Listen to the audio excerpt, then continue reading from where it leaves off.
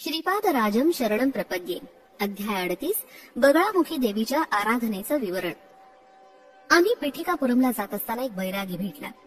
तो एका पिंपळाच्या झाडाखाली बसला होता. त्याचे डोळे तेजस्वी दिसत होते. आम्हाला पाहताच त्या बैराग्याने विचारलं, तुमची नावं शंकर भट्ट आणि धर्मगुप्त अशी आहेत ना? आम्ही होकारार्थी मान हलवली. तो पुढे म्हणाला, या पिंपळाच्या झाडाखाली थोडा वेळ विश्रांती घ्या. तुमच्याकडे श्रीपाद प्रभूंसाठी चर्मपादुका आहेत ना, त्या मला द्या आणि माझ्याकडील कालनागमणी स्वीकारा. आम्ही त्याच्या विनंतीस मान्यता दिली आणि चर्मपादुका देऊन तो दिव्य मणी ठेवून घेतला. मी त्या बैराग्यास म्हणालो, अहो महाराज, मी श्रीपाद प्रभूंच्या दिव्य चरित्र लेखनाचा संकल्प केला आहे. त्यांच्या जीवनात घडलेल्या प्रत्येक वर्षीच्या घटना श्रीपाद प्रभूंच्या भक्ताला वर्णन करून सांगतो. या लीलांचं श्रवण करून तो भवसागर सहजपणे तरून जातात. या सर्वांसाठी मी केवळ एक निमित्त मात्र आहे. यावर तो बैरागी म्हणाला, श्रीपाद श्रीवल्लभ हे आदी भैरव आणि आदी भैरवी यांचं संयुक्त स्वरूप आहे. कालावर शासन करणारे कालभैरव सुद्धा तेच आहे. ते काल स्वरूप असून कालपुरुष हा त्यांच्यापेक्षा भिन्न नाही. महाकाल स्वरूप सुद्धा तेच आहे. कोणत्या वेळी कोणती घटना घडेल याचं संपूर्ण ज्ञान त्यांनाच असतं. त्यामुळे अव्यक्त रूपात असलेले श्रीपाद श्रीवल्लभांचे संकल्प स्वरूप कोणत्याही देशकालानं बंदिस्त असणाऱ्या जीवाला समजणं शक्य नसतं. देशकालाबरोबर क्रीडा, जीवांचा विकास, धर्म कर्म यांचा फलित आणि त्यांचा प्रभाव संपूर्णपणे श्रीपाद प्रभूंच्या अधीन असतो. ज्ञान नसताना अहंकारानं स्वतःला महापंडित समजणाऱ्या लोकांचा गर्व ते तत्काळ हरण करून त्यांना अहंकार रहित करतात. तसंच विनयी नम्र परंतु ज्ञानाचा अभाव असणाऱ्या साधकांना ते आपल्या कृपादृष्टीनं पंडित करू शकतात. त्यांचा हा योग संपन्न अवतार आहे. ते अवतारी पुरुष असून प्रत्यक्ष श्री दत्तात्रेयांचे अवतार आहेत. हे समजण्यासाठी आपल्या पापराशी जळून दग्ध व्हाव्या लागतात आणि पुण्यराशींचा संचय व्हावा लागतो, असा सर्वसाधारण नियम आहे. त्यांचा कृपा कटाक्ष झाल्यास हा साधारण नियम दूर सारून ते भक्तांचं रक्षण करतात.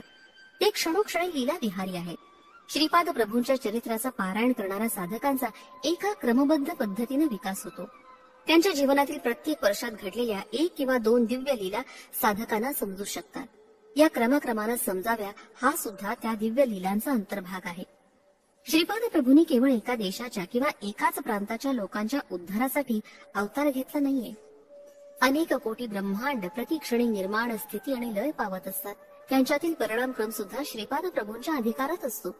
त्यांच्या दिव्य नेत्र गोलकात कोट्यावधी ब्रह्मांडांची वृद्धी आणि क्षय होत असतो. हेच त्यांचं निजतत्व स्वरूप आहे. त्यांचं निराकार स्वरूप म्हणजेच परतत्व होय. अव्यक्त स्वरूपात असलेलं त्यांचं रूप कोणीच जाणू शकत नाही. त्यांचं महातत्व साकार रूपात पिठिकापुरात अवतरित होणं हीच त्यांची दिव्य लीला आहे. श्रीपाद प्रभूंच्या लीला अत्यंत अद्भुत आणि अनाकलनीय आहेत. त्या लीलांना अंत नाही. वेद सुद्धा त्यांचं वर्णन करताना मौन झाले. श्रीपाद प्रभूंचा जन्म अनंत आहे. वेदातील ज्ञान परिमित आहे, परंतु श्रीपादांचं ज्ञान, दिव्य शक्ती आणि करुणा अनंत आहे. ते सर्व देशात सर्व काळात स्थित असतात. सत्याचं सत्य, ज्ञानाचं ज्ञान आणि अनंताला सुद्धा न कळणारं असं त्यांचं महाअनंत स्वरूप आहे. बगलामुखी देवीची उपासना.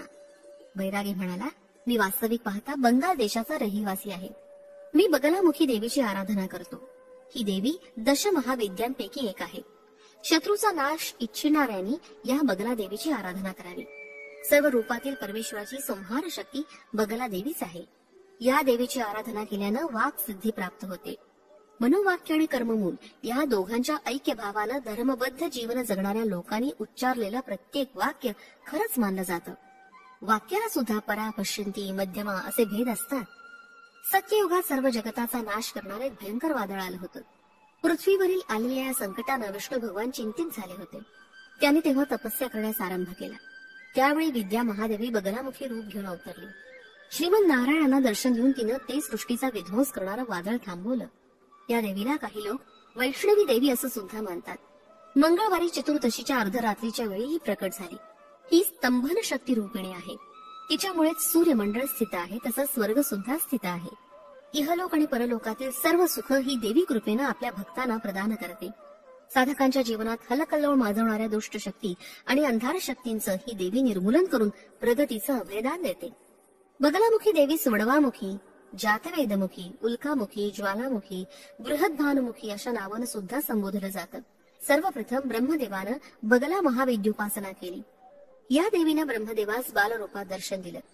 तिरुपती तिरुमलई या क्षेत्रात त्यांनी तिची अर्चना केली. या देवीच्या मूर्तीची व्यंकटेश्वर पद्मावतीच्या मूर्तीसमवेत ब्रह्मोत्सवाच्या मंगलसमयी अर्चना केली जाते. ह्या महाविद्येचा ब्रह्मदेवाने सनकादिक ऋषींना उपदेश केला होता. ब्रह्मानंतर या देवीची उपासना भगवान विष्णूंनी केली होती. भगवान परशुरामाने सुद्धा आपल्या शत्रूंचा नाश करण्यासाठी या देवीची उपासना केली होती. मी तीर्थयात्रा करत असताना पिठिकापुरमला येऊन पोचलो. श्री कुक्कुटेश्वराच्या देवस्थानात अर्चना केली. त्यानंतर अत्यंत मधुर बोलणाऱ्या एका सुंदर बालकाला पाहिलं. तो बालक मला म्हणाला, हे मोहदया, आपण बंगाल देशातून आला आहात हे मला माहिती आहे. मी बराच काळापासून आतापर्यंत या मंदिरात स्वयंभू दत्तात्रेयांच्या रूपात या स्थानी स्थित आहे. माझी लवकरात लवकर एका अर्चकाकडून नित्य पूजा करण्याची व्यवस्था करा. त्या बालकाच्या सांगण्यानुसार एका उत्तम ब्राह्मणाद्वारे अर्चना करून त्यांचा यथोचित बहुमान करण्यात आला. त्या अर्चकाचं नाव कलवर असं होतं. त्यानं कुक्कुटेश्वर आणि स्वयंभू दत्तात्रेय या दोन्ही देवतांची मनोभावानं कष्टांची तमा न बाळगता आराधना केली होती. त्याला यासाठी भरपूर दक्षिणा आणि स्वयंपाकासाठी दक्षिणा दिली होती. ती त्यानं घरी नेऊन पेटीत ठेवली आणि आश्चर्य असं की सकाळपर्यंत ती अदृश्य झाली होती. स्वयंपाकातील सारे पदार्थ अदृश्य झाले होते, परंतु तेथील ब्राह्मणांची पोटं रोजच्या पेक्षा दुप्पट तिप्पटीने भरली असल्याचा अनुभव त्यांना येत होता. त्यामुळे ते सुस्त होऊन आळसावले होते. सुस्ती येणं, धनदक्षिणा स्वयंपाक अदृश्य होणं हा सर्वसामान्यांना अनाकलनीय विषय होता. कलवर एक निष्ठावंत, नियमनिष्ठ, वेदशास्त्र जाणणारा आणि त्याचा प्रचार करणारा अर्चक होता. परंतु यक्षिणींच्या प्रभावामुळे तो अत्यंत क्षीण झाला होता. त्यामुळे त्याची स्थिती लाजिरवाणी झाली होती. परंतु ब्राह्मण याबद्दल चर्चा न करता मौन राहत.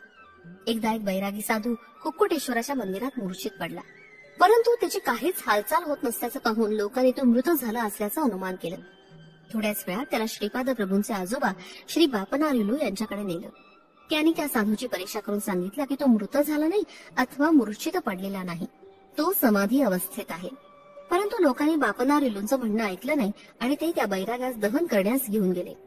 आश्चर्य असं की श्रीपाद प्रभूंच्या कृपाप्रसादानं त्याला अग्नी जाळू शकला नाही.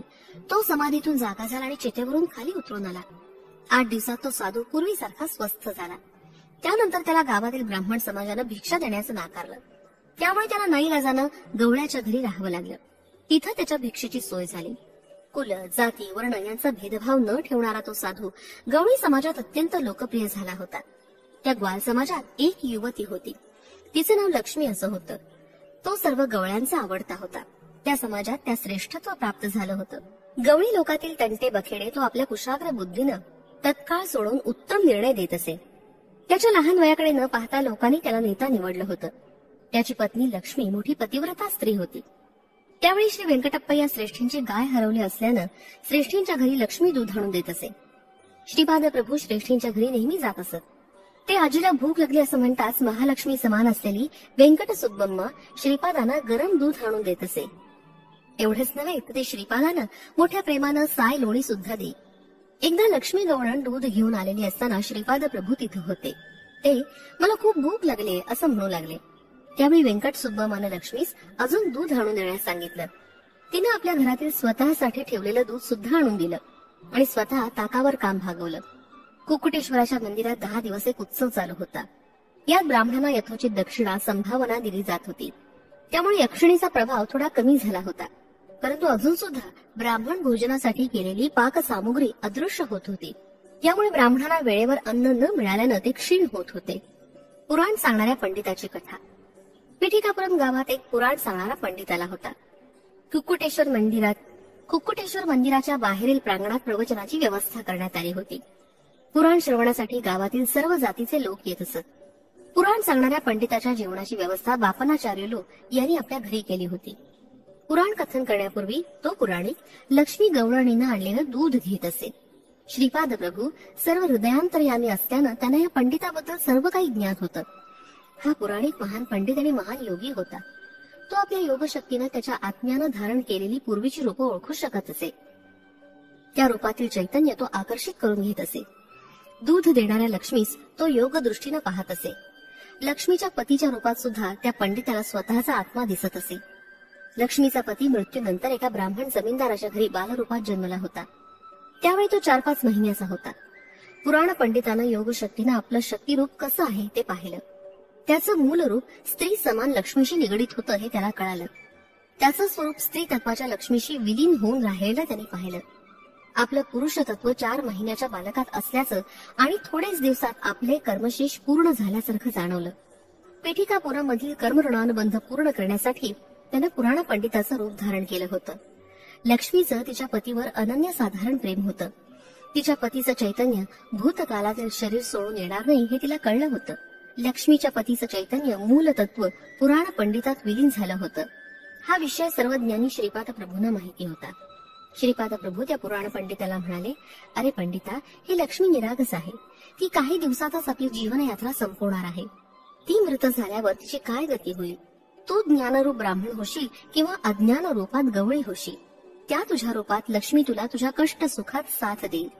तिच्या प्रेमानं तिने आपल्या पतीचं चैतन्य स्वतःकडे आकर्षिले आहे. गवळणीच्या रूपात असलेले चैतन्य थोड्या दिवसांनी शरीराचे पतन झाल्यावर ब्राह्मण चैतन्यात मिसळणार ना. ही गवळणीच्या रूपात असलेली ब्राह्मण स्त्री आहे. तू ब्राह्मण रूपातील गवळी आहेस. तुमचे कर्म संबंध मला उत्तमरित्यानं माहिती आहे. भविष्य काळात ब्राह्मणी स्वरूपात येणाऱ्या या पद्मीला पद्मावती देवी स्वरूप मानून मी तिला सुवर्ण तिलक लावून आशीर्वाद देईन. तिला मांगल्य प्रदान करून हिरण्य लोकात सुरक्षित ठेवीन. पुढील जन्मात तुम्ही आदर्श दंपती व्हाल आणि माझे भक्त होऊन उद्धरून जाल. एवढं बोलून श्रीपाद प्रभू थांबले. त्यांच्या लीला अति अगम्य अद्भुत असतात. श्रीपाद श्री वल्लभांचा जय जयकार असो. फलश्रुती आत्मस्थैर्य.